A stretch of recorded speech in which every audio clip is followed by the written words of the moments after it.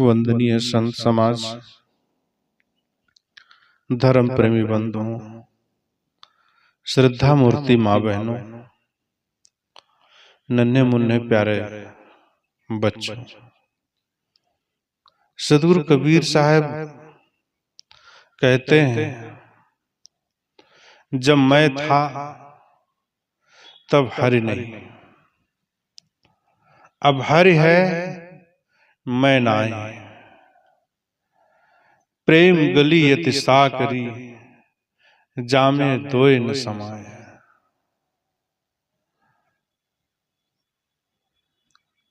प्रेम की गली इतनी सकरी है जिसमें दो नहीं जा सकते हैं। या तो अहंकार रहेगा, या तो भगवान रहेगा, हरि रहेगा, खुदा गाड अल्लाह रहेगा।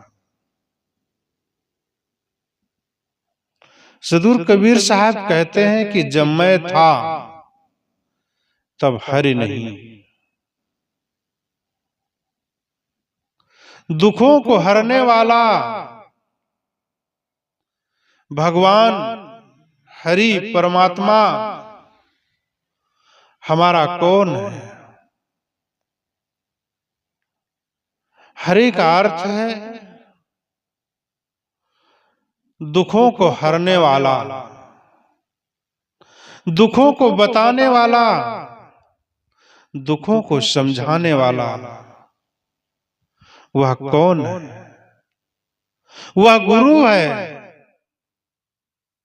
गुरुर् ब्रह्मा गुरुर् विष्णु गुरुर् साक्षात परब्रह्म। इतने महान भगवान कृष्ण सांदीपन्य को गुरु बनाया। भगवान राम वशिष्ठ को गुरु बनाया। बड़े बड़े विद्वान ऋषियों लोगों ने और मुनियों ने गुरु की शरण में जाकर जीवन की सीख सीखी। जीवन को कैसे जीना चाहिए इसकी सीख कौन देगा? जीवन को ठीक तरीके से चलने के लिए इसकी सीख कौन देगा? वही हरि है, वही भगवान है, पार ब्रह्म परमेश्वर वही है। वह हमारे गुरुदेव साहब कहते हैं, जब मैं था तब हरि नहीं, मैं नाम अहंकार। जीवन में जिस व्यक्ति के अंदर में अहंकार आ गया, उस व्यक्ति के अंदर में भगवान कहां वास कर सकता है? उसके अंदर में श्रद्धा कहां हो सकती है? समर्पण कहां होगा? भक्ति कहां होगी? जब मैं था तब हरि नहीं। बहुत गहरी बात। जहां पर हरि होगा, हरि के निवास पे अहंकार कैसे टिक सकता है? फिर कहते हैं, जब हरि था तब मैं नहीं। जीवन में गुरु का होना हरि से रिश्ता जोड़ना है। गुरु का प्रेमी, भगवत प्रेमी, सत्संग प्रेमी अगर व्यक्ति है, गुरु से कोई व्यक्ति अगर जो लगन लगा बैठा, जिस प्रकार अगर जो किसी को करंट लग गया हो, करंट लगे हुए व्यक्ति को कोई स्पर्श कर ले, उसको करंट लगेगा कि नहीं? लगेगा ना? इसी प्रकार ठीक अगर कोई भगवत प्रेमी है, अगर कोई सत्संग प्रेमी है, कथा का प्रेमी है, गुरु का प्रेमी है, धार्मिक व्यक्ति है, उससे कोई अगर अधर्मी लग जाए तो उसे गुरु का ज्ञान चढ़ेगा कि नहीं?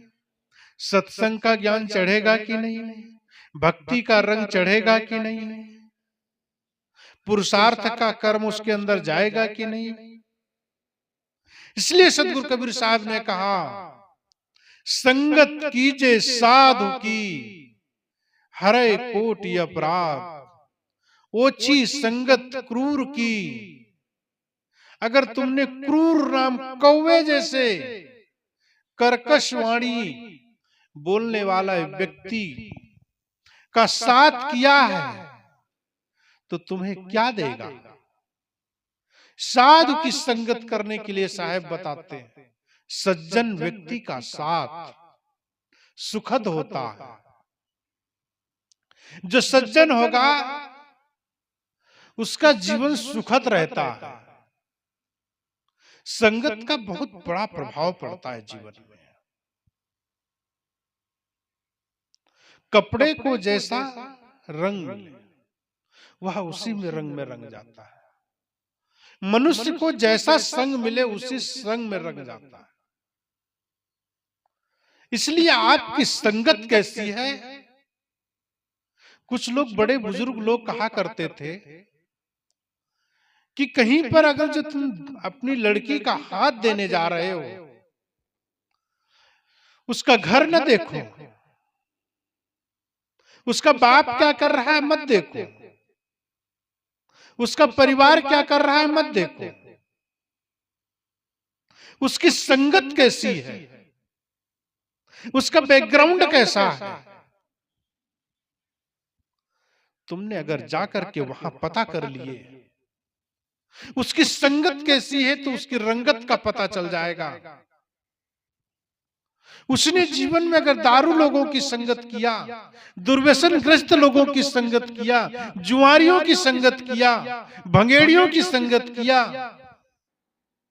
गलत आचरण लोगों की संगत किया, तो उसका जीवन संगत के कारण से खराब हो जाएगा।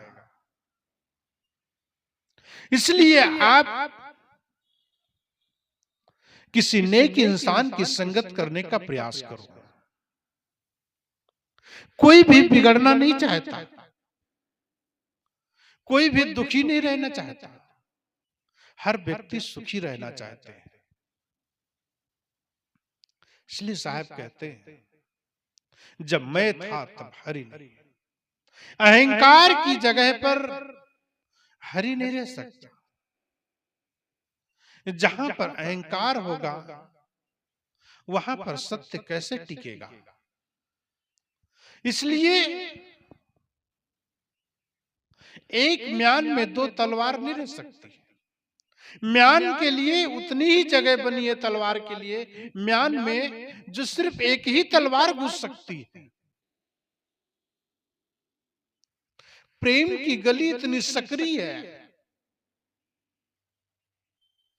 इतनी कम चौड़ी है, जो उसके अंदर सिर्फ सिर्फ सिर्फ केवल प्रेम ही जा सकता है। उसके अंदर कुछ भी नहीं जा सकता।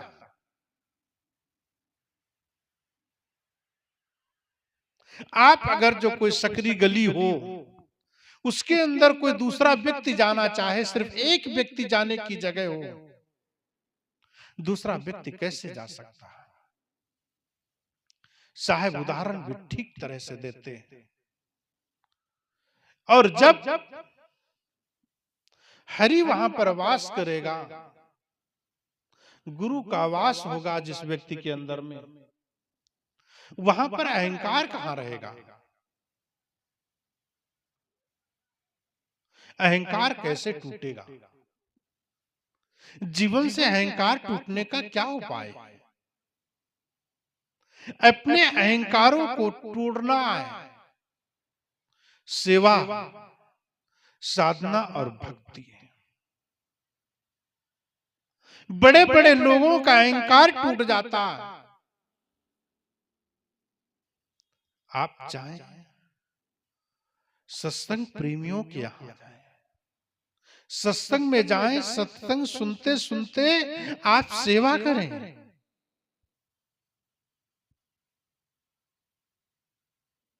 सेवा से मन शुद्ध होता है। यह मन से बहुत अच्छे कार्य होते हैं। इस मन से कितने अच्छे कार्य करना चाहते हो, उतने अच्छे कार्य हो सकते हैं। लेकिन आदमी मन के चक्कर में फंस करके अपने आप को भूल गया। भूल जाने के कारण दुख उठाता है। दुख जीवन में बहुत ज्यादा नहीं है। दुखों को छोड़ने के लिए सिर्फ काम एक करना है। कुछ भी अपना नहीं है संसार में। मेरा मुझ में कुछ नहीं, जो कुछ है सो तोर। मेरा मुझ में क्या, जो कुछ है सब संसार का जितना, सारा सब कुछ मेरा कुछ नहीं है।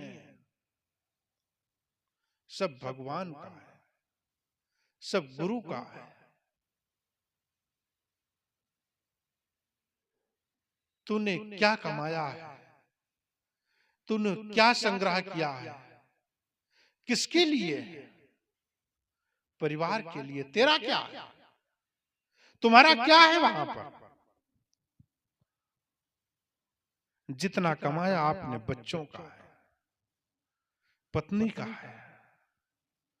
पत्नी समझे बच्चों का है, पति का है। मेरा क्या है? जिस तरीके से पिच पे गेंद उछलती है, जीवन में धन का महत्व उतना ही रहना चाहिए जिस तरीके से पिच पे गेंद का महत्व रहता है। बॉलर और बैटिंग करने वाले व्यक्ति के बीच में गेंद उछलती है, ना इधर की है ना उधर की है।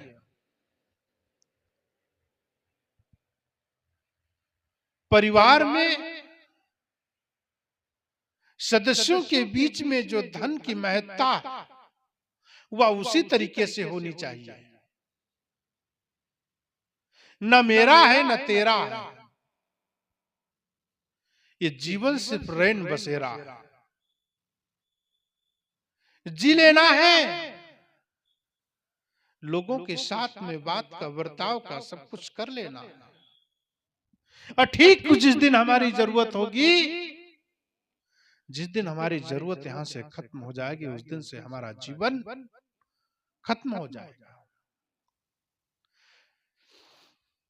वृद्ध हो चलेंगे, बूढ़े हो जाएंगे, हाथ मलते रहेंगे, जीवन खत्म हो जाएगा। जीने का ढंग तब आएगा, जीवन खत्म हुआ तो जीने का ढंग आया। ऐसा नहीं, जीवन की शुरुआत में ही लोगों को जीने का ढंग आना चाहिए। अगर जो जीने का ढंग नहीं आया तो क्या, घूम रहे हैं चारों तरफ,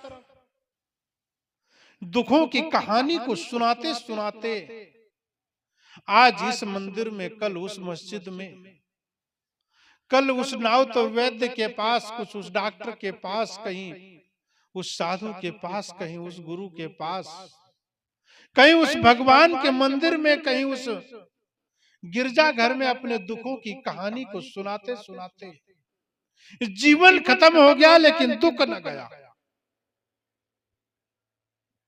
क्यों? क्योंकि आपने दुख का बखेड़ा बना दिया। दुखों की कहानी को लोगों को सुनाते सुनाते लोगों को भी दुखी कर दिया। अपना दुख दूना हो गया, 4 गुना हो गया। आज तक किसी ने आपके दुख को बांटा है? किसी ने आपके दुख को झेला है? आपके जीवन का जो दुख है आपको ही झेलना पड़ेगा। आपको पीड़ा आप अपनी झेलना पड़ेगा। तीरथ गए 3 जन, चित चंचल मन चोर। तीरथ जाने से क्या फायदा? गंगा नहाने से क्या मिला? मन का मैल धोया नहीं, गंगा नहाने से क्या फायदा? बहुत नहा करके आए, स्नान किए और दूसरों की चप्पल पहन के आ गए।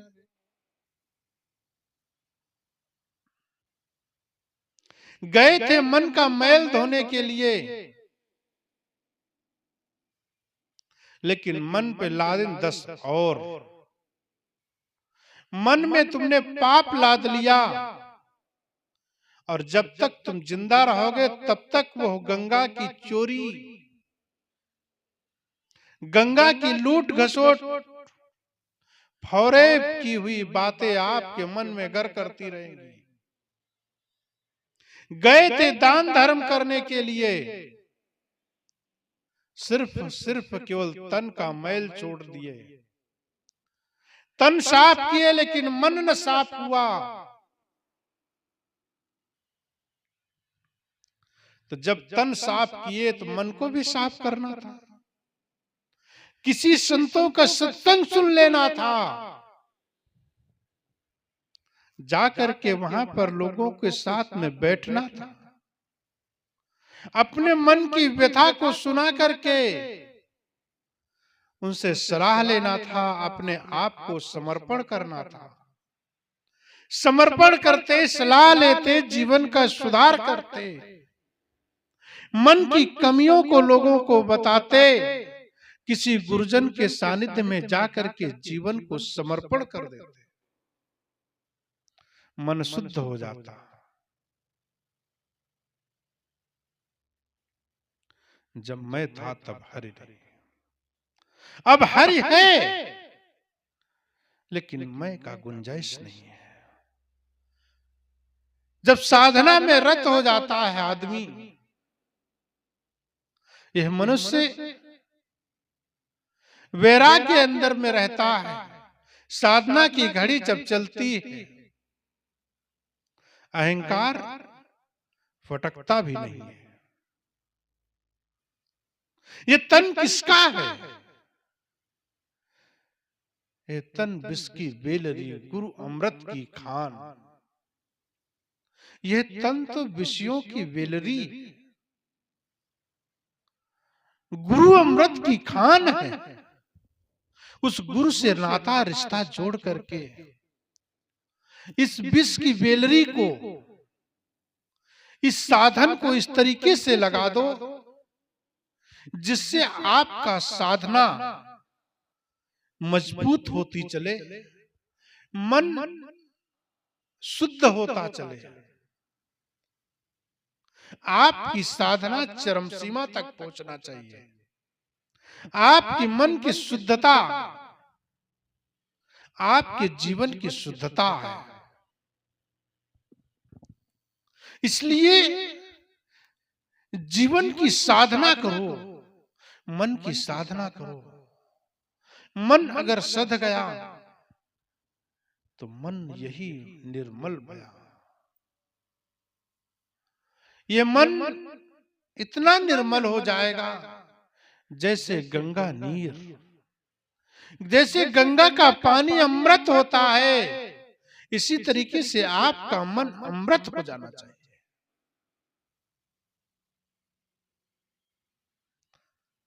मन के अंदर माया नाम की चीज नहीं रहनी चाहिए।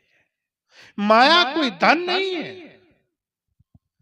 धन से आप सेवा करें, धन से लालन पालन करें परिवार का, समाज में कोई समाज के हित का कार्य कर रहा है, उसको सहयोग दे।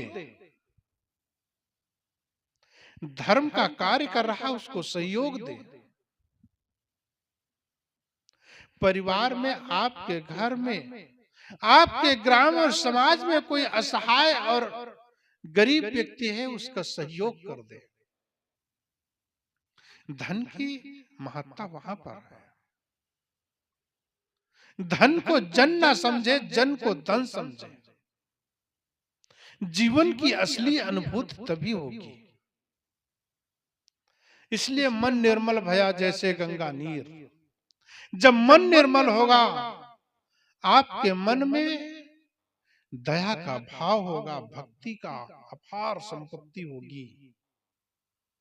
उस दिन क्या होगा? अब हरि है, यहां पर अहंकार की कोई गुंजाइश नहीं। अहंकार जितना बढ़ता जाएगा, भक्ति उतनी घटती जाएगी। इसलिए जीवन में अहंकार को मत भटकने दो। पद, प्रतिष्ठा, धन, दौलत, रूप, महल, खजाना, दुनिया का सारा ऐश्वर्य सब यहीं रह जाएगा। किसका अहंकार करते हो? बच्चों का, पत्नी का, पति का, भाई बहन, परिवार, रिश्तेदार, किसका अहंकार? ये सब के सब छूट जाएंगे। क्या रहेगा साथ में? ये जो तन का जो तुमने गुमान किया है, ये जो शरीर का जो तुम्हारे अंदर में लिबास चढ़ा है, शरीर का बहुत बड़ा अहंकार है। सदगुरु कबीर साहब कहते हैं, चलो का टेढ़ो टेढ़ो टेढ़ो। क्या तुम जवानी में टेढ़े टेढ़े चल रहे हो? ये बुढ़े लोगों से पूछो, पैर से चल नहीं पाते, मुख से बोल नहीं पाते हैं, आंख से देख नहीं पाते हैं, कुर्सी पे बैठे बैठे कुर्सी टूट जाती है। समस्याएं खत्म न होती हैं। तुम टूट जाओगे, तुम रूठ जाओगे, लेकिन समस्याएं खत्म न होंगी। समस्याओं का समाधान बाहर नहीं है, अपने अंतरात्मा की तरफ लौट आओ। जब अपनी अंतरात्मा की तरफ लौट जाओगे, आत्माराम जीवन का सबसे बड़ा आनंद जो सुख है वह मिलेगा। अपने तरफ लौटने का प्रयास करो। जीवन में सब करो, लेकिन अपने लिए भी निकालो, समय निकालो। भोजन आराम से करो, मस्ती से करो, तन्मयता से करो, भक्ति भी तन्मयता से करो, गुरु की पूजा भी तन्मयता से करो, भगवान का भजन भी तन्मयता से करो। झूम जाओ, अपने आप को गुरु के चरणों में समर्पण कर दो। जब सब कुछ गुरु का है तो तुम्हारा क्या? इतना कहने में क्या जाता है मन को बहला? मन के अहंकार को तोड़ दो, मन के अहंकार को कुचल दो। उसका अहंकार फूलने फलने मत दो। तब आपके अंदर हरि का जन्म होगा, भगवान का जन्म होगा, ईश्वर परमात्मा खुदा काट को अल्लाह का जन्म होगा। आपने तो जीवन में हरि को भूल जाने के कारण अहंकार को गले लगा लिया है। शब्द स्पर्श रूप रसगंध के चक्कर में फंस करके जीवन को बर्बाद कर दिया। क्या? नशों की झंझनाहट से क्या मिलता है? शब्द कुछ सुन लिए, गानों की जगह पे भजन सुनो, जिससे मन की शुद्धि होती है। यही एक साथ जाएगा। नेकी कर लो, किसी के साथ में बुरा सोचो भी मत, बुरा करो भी मत, बुरा सोचो भी मत। मन के अंदर गलत संस्कार न बनने दो। साहब कहते हैं, प्रेम गली यति सागर, जामे दो न समाए। वहां पर द्वैत की जरूरत नहीं है। दूसरा व्यक्ति वहां नहीं रह सकता। प्रेम की गली इतनी सकरी है, वहां पर तो अहंकार जन्म नहीं ले सकता। अहंकार होगा तो हरि नहीं होगा, प्रेम नहीं होगा। इसलिए बंधुओं, जीवन में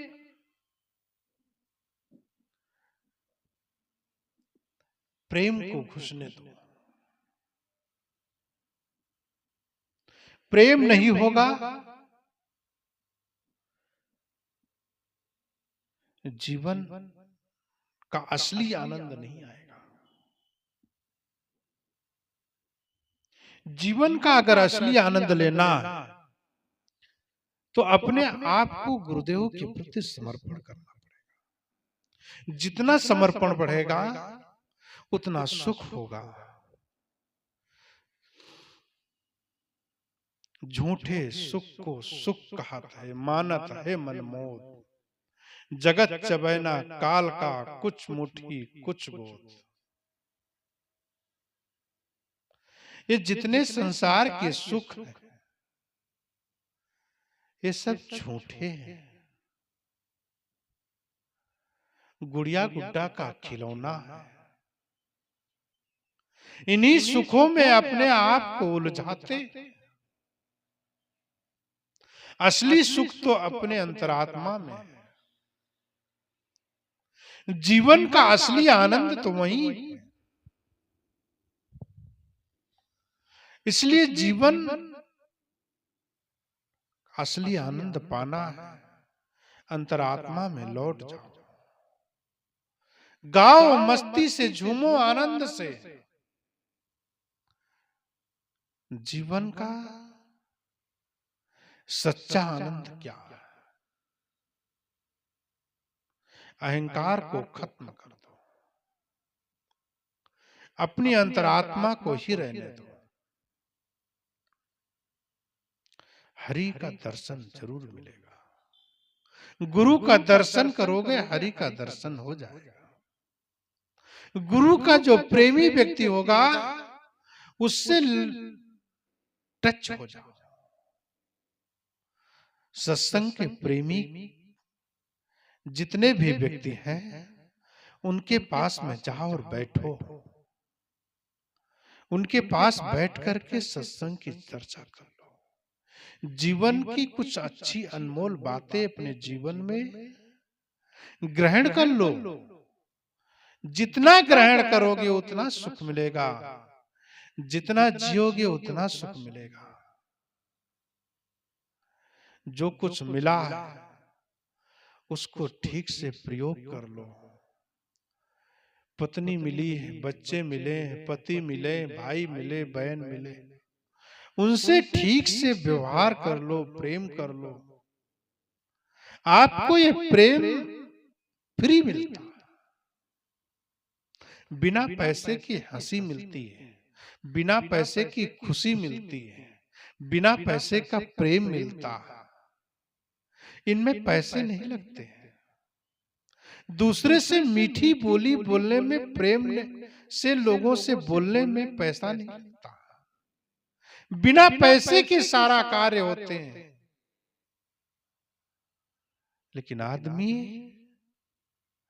अहंकार के कारण झुकना नहीं चाहता।